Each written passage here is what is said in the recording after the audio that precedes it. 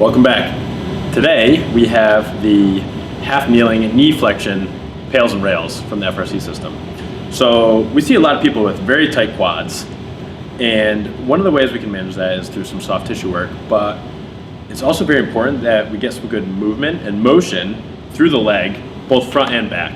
So what I mean is, when the quads are super tight, and as humans we're very quad dominant in general, then a lot of our training puts us deeper into that quad dominance. We need to have the strength and control through the back side of the body, through the hamstrings.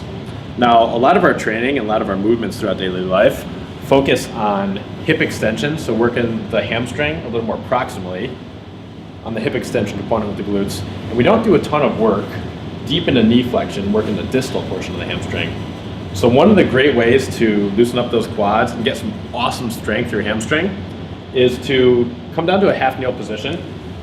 I like to go next to a bench, table, it doesn't matter, couch, whatever you want. And I like to do the lead leg is next to that stable surface, because then I can use this hand just for balance. Now, opposite hand, I'm gonna grab my heel, I'm gonna pull my heel towards my butt as close as I can and squeeze my glute.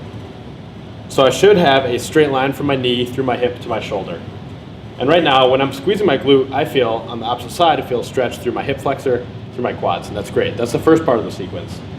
So we hold this for a predetermined amount of time, 20, 30, 40, 50, 60 seconds, whatever is described, or prescribed rather.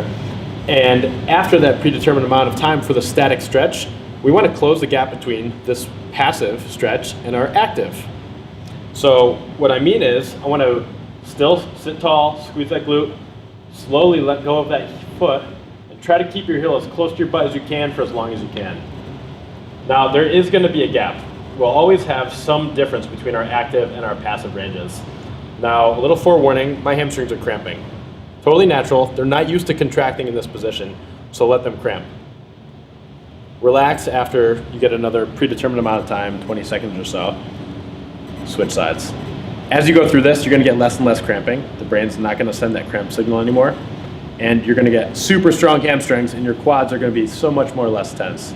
Try it out and let us know what you think.